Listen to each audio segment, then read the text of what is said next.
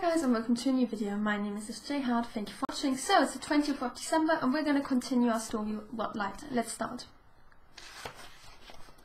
On my lunch break I go to the trailer and hide the red box beneath a pillow on my bed. I remove the picture of Caleb and me tucked against the window seam and slip the tickets between the photo and the cardboard packing. Before I lose my courage, I find Dad and ask him to take another walk with me. I've been stewing about this long enough. I help him strap a tree to a customer's car and then we walk together from the lot. I need you to consider this, I tell him. You say it's not all about Caleb's past, and I believe you. Good, because I interrupt him. You said it's also because we have less than a week left, and I'm falling for him. And you're right, I am, I say. I know that makes you uncomfortable for a million reasons, but I also know you wouldn't say anything about it if you couldn't use this past as an excuse. I don't know, maybe, but still. And why that makes me so mad, because it's not fair to Caleb. You're forgetting about the one person who should be the most important part of this for you. Sierra, you're all I'm thinking about here, he says. Yes, it's hard watching my baby girl fall in love, and yes, it's hard to block out his past, but more than anything, honey, I can't stand by and watch you get your heart broken. Shouldn't that be my decision? I say. Yes, if you can take everything into account. He stops walking and looks out to the street. Your mother and I haven't said this to each other yet, but we both know it is. It's almost certain we're not coming back next year. I touch his arm. I'm so sorry, Dad. Still facing the street, he puts an arm around me, and I lean my head against his chest. Me too, he says. So you're mostly worried about how I'm going to feel leaving, I say. He looks down at me, and I know I'm the most important part of this to him. You can't understand how hard that will be, he says. Then tell me, I say, because, you know, what did you feel when you first met Mum, and then had to leave? It was awful, he says. A couple of times I thought we weren't going to make it. We even took a break and dated other people for a while. That damn near killed me. My next question is what I've been building to, and what is it worth? He smiles at me and then turns to look back at our lot. Yeah, it was worth it. Of course it was. Well, then I say, Sierra, your mum and I had both been in serious relationships before. This is your first time being in love. I never said I was in love. He laughs. You don't have to say it. We both look at the cars and I pull his arm tighter around me. He looks down at me and sighs. Your heart is going to break in a few days, he says. It will, but I won't make it hurt more by taking away the new few days you have with him. I hug both of my arms around him and tell him that I love him. I know, he whispers back, and you know that your mum and I will be here to help you put your heart back together. With his arm around my shoulder, my arm hugging his side, we walk back to the lot. I need you to consider one thing, he says. Think about how the season will end for the two of you, because it will, so don't ignore it. When he joins Mum in the big top, I turn to the trailer and call Caleb. Get over here and buy a tree, I say. I know you have deliveries to make. It's dark by the time I see Caleb pull into the parking area. Lewis and I carry a big heavy tree towards his truck. I hope this fits wherever you're going, Lewis says. Caleb hops out and runs back to lower the tailgate. That one might be out of my price range, he says, even with a discount. No, I say, because it's free. It's a gift from her parents, Lewis says. They're taking a nap at the moment, so... I'm right here, Lewis, I say. I can tell them. Lewis blushes and then heads back to the lot, where a customer waits to have her tree netted. Caleb, meanwhile, looks confused. My dad and I had a talk, I say. And? And they trust me, I tell them. They also love what you do with their trees, so they want to donate this one to the cause. He looks towards the trailer and a faint smile appears. I guess when we get back you can let them know whether the donation fit. After we deliver the tree, which barely fits, and then the 5-year-old freaks with excitement, Caleb drives us to Cardinal's Peak. He parks in front of the metal gate and unlocks his door. Wait here and I'll open it up, he says. We can drive to the top, and if you don't mind, I'd love to finally see your trees. Then turn off the engine, I say. We're hiking up. He leans forwards to look at the hill. What are you afraid of, a little night hide? I tease. I'm sure you have a flashlight, Mile. Please don't tell me you drive a truck but don't have a flashlight. Yes, he says. In fact, I do have one of those. Perfect. He backs his truck onto a grass and dirt patch on the side of the street and grabs a flashlight from the glove box. There's only one, he says. I hope you're okay standing close. Oh, if we must, I say. He hops out of the truck, walks over to my side, and opens the door. We both zip up our jackets while looking at the tall silhouette of Cardinal's Peak. I love coming out here, I say. Every time I hike up this hill, I get this feeling like that my trees are deep personal metaphor.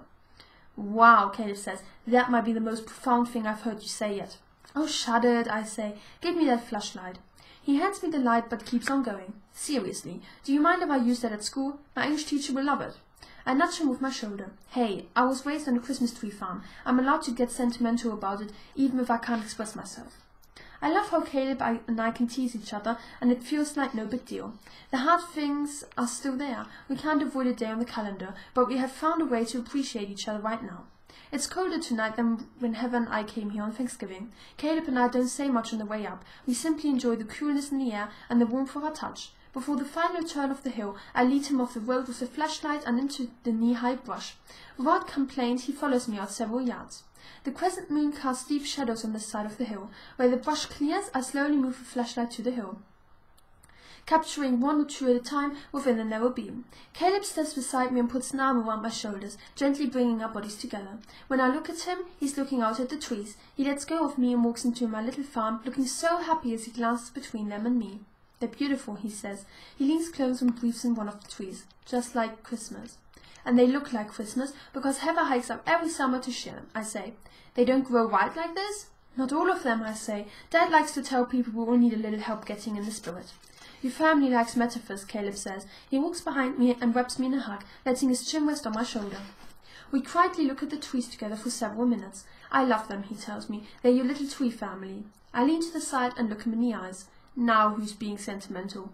"Have you ever thought of decorating them?" he asks. Heather and I did that once, in the most eco-friendly way possible, of course. We used pine cones and berries and flowers, plus some stars we bought made of birdseed and honey. "You bought gifts for the birdies?" he says. "Very cute." We climb back through the brush, and I turn and want to admire my trees once more, probably the last time I see them before I leave. I hold Caleb's hand, not knowing how many chances I will get to do this in my life. He points away towards my family tree lot. From up here it looks like a small, softly lit rectangle. The lampposts and snowflakes that link between the trees brighten their deep green. There's the big top and the silver trailer. I can see bodies move between the trees, a mix of customers, workers, and maybe Mum and Dad. Caleb slides behind me again and wraps me in his arms. This is home, I think. Down there, and right here. He runs his hand down my arm, then holds a flashlight, and then moves the beam of light slowly across my trees. "I'm counting 5, he says. "I thought you said there were 6. My heart stops. I move the flashlight back across my trees. 1, 2. My heart shatters when I stop at 5. I run back through the brush, sweeping the beam rapidly back and forth along the ground ahead of me. It's the first one. The big one! Caleb walks towards me through the brush. Before he reaches me, he knocks his foot against something solid. I shine the light at his feet and then claps a hand over my mouth. I kneel onto the soil beside the stump, which is all that remains of my oldest tree. At the top of the cut are small bits of dried sap. Caleb kneels beside me. He takes the flashlight from me and holds both of my hands. "Someone fell in love with it," he says. "It's probably in their home now, all decorated and beautiful. It's like a gift that—" "It was a gift for me to give," I say, "not for someone to take." He eases me to my feet, and I rest my cheek against his shoulder. After several minutes like this, we begin our walk down the road. We walk slowly and say nothing. He gently guides me around any holes and rocks.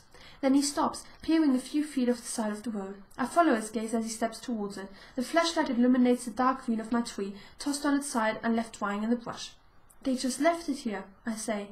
"I guess your tree put up a fight." I slump down and don't bother holding back my tears. I hate whoever did this.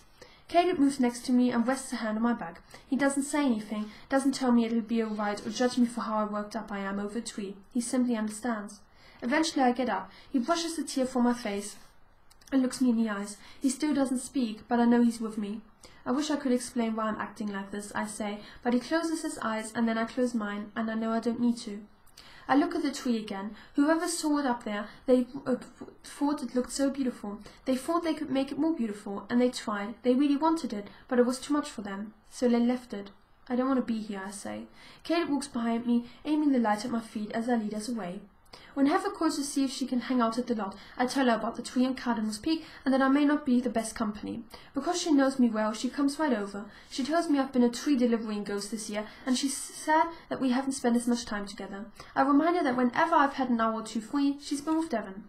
So much for Operation Ditch the Boyfriend, I say. Heather hopes we will stop the drink station. I suppose I never really wanted to ditch him. I just wanted him to be a better boyfriend. We started off so great, but then he got, I don't know, complacent. She rolls her eyes. "Sure, we'll use one of your words." I catch her up with all the drama of Andrew and Dad, and how it required 2 talks to get my parents to understand why it isn't an option not to see Caleb in the time we have left. "Look at my girl putting her foot down," Heather says. She takes my hand and squeezes it. "I still hope you come back next year, Sierra, but if not, I'm glad this one's turning out the way it is." "I guess so," I say. "But did it have to get so bumpy?" Well, now it means so much more, she says. Take me and Devon. He got complacent, right? Every day was the same thing and so boring. I was considering breaking up with him, and then that snow queen thing happened. It caused tension, but then he gave me my perfect day. Where we are now, we earned this. And you and Caleb definitely earned these new few days.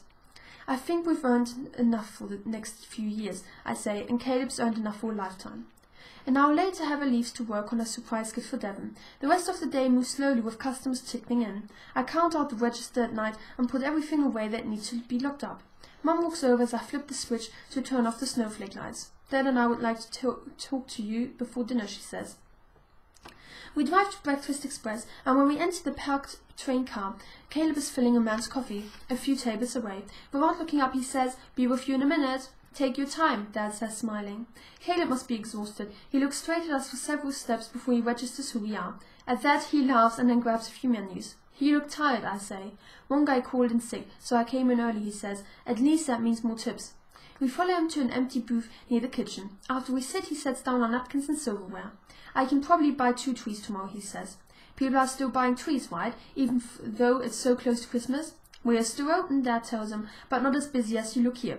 Caleb leaves to get us some waters. I watch him walk away, looking a bit frantic but completely adorable. When I glance across the table, Dad's shaking his head at me.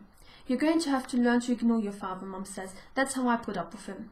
Dad gives Mum a peek on the cheek. 20 years in, she knows how to shut him down when he's being ridiculous, but in a way that he loves. "Mum, did you ever want to do anything besides work on the farm?" I ask. She gives me a quizzical look. "It's not what I went to college for, if that's what you mean." Caleb returns with 3 waters and 3 web straws. "Do you know what you'd like?" "I'm so sorry," Mum says. "We haven't even looked at our menus yet." "Don't worry, that's actually perfect," Caleb says. "There's a lovely couple," I'm being sarcastic, "who apparently need more of my attention." He darts off and Mum and Dad pick up their menus. "But do you ever have days when you wonder?" I ask. "What would your life have been like if it didn't entirely revolve around your holiday?" Mum puts her menu down and studies me. "Do you regret this, Sarah?" "No," I say, "but it's all I've known. You at least had some normal Christmases before you got married. You have something to compare to." "I've never regretted the life I chose," Mum says, "and it was my choice, so I can be proud of that. I chose this life with your dad." "It's been an interesting life, that's for sure," Dad says. I pretend to read the menu. "It's been an interesting year." "And there are only a few days left," Mum says. When I glance up, she looks sorrowfully at Dad. The next afternoon, Caleb's truck pulls up the lot with Jeremiah in the passenger seat. The way they get out laughing and talking, they look like 2 guys who've never had a painful gap in their friendship. Lewis walks up to them and takes off his work glove to shake their hands. They all chat briefly before Caleb and Jeremiah head to the big top. "Lot girl," Jeremiah says, offering me a first bump. "My boy says you may need extra help pulling this place down on Christmas. Where do I sign up?" "Won't you have plans with your family?" I ask. "We do all our Christmas presents the eve before Mass," he says. "Then we sleep in and watch football all day, but I kind of owe you one, you know?" I look between the 2 of them. "So everything's okay here?" Jeremiah looks down. "My parents don't exactly know where I am right now. Cassandra's covering for me." "She's covering on one condition," Caleb says. He looks at me. "On New Year's Eve, this guy is the designated driver for the entire cheer squad." Jeremiah laughs. "It's a tough job, but I'm up for it." He starts walking backwards away from us. "I'm going to find your dad to ask about teardown." "What about you?" I say to Caleb. "Are you going to help us tear the place down?" "I'd spend the day here if I could," he says. "But we have traditions. I wouldn't feel good about leaving. You can understand, right?" "Of course, and I'm glad you can all be together," I say. "Even though I mean it, I won't be glad to see Christmas morning come. If you can find any time to duck out, I'll be at Heather's for a little while, exchanging gifts with her and Devon." He smiles, but his eyes mirror the same sadness I feel. I'll make it work. While we wait for Jeremiah to return, neither one of us knows what else to say. Leaving feels so real now, and so soon. A couple of weeks ago, it felt like this day was far away. We had time to see what could happen, and how far we could fall. Now it feels like it all happened too late. Caleb takes my hand, and I follow him around the back of the trailer, away from anyone. Before I can ask what we're doing, we're kissing. He's kissing me, and I kiss him, like it could be the last time. I can't stop wondering if this is the last time.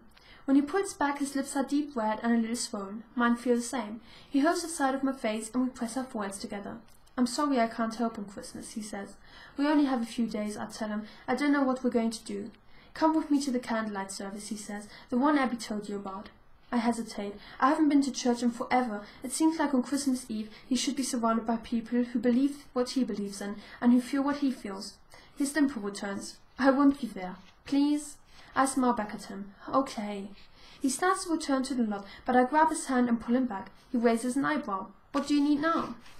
Today's vocal word, I say, or are you done trying to impress me? I can't believe you doubt me, he says. Truth is, I'm really getting into these weird words. Like today, it's diaphanous. I blink. Another one I don't know. He raises his arms in the air. Yes. Okay, that might be the word, I say, cocking on an eyebrow, but what does it mean? He cocks an eyebrow right back. It's something delicate or translucent. Wait, you know what translucent means, right? I laugh and drag him out of hiding. Lewis waves us down and comes jogging over. The guys and I picked out a perfect tree for you, he tells Caleb. It's been great to see Lewis become part of the Love family. We just finished putting it in your truck. Thanks, man, Caleb says. Give me the tag and I'll pay for it. Lewis shakes his head. Nah, we got this one.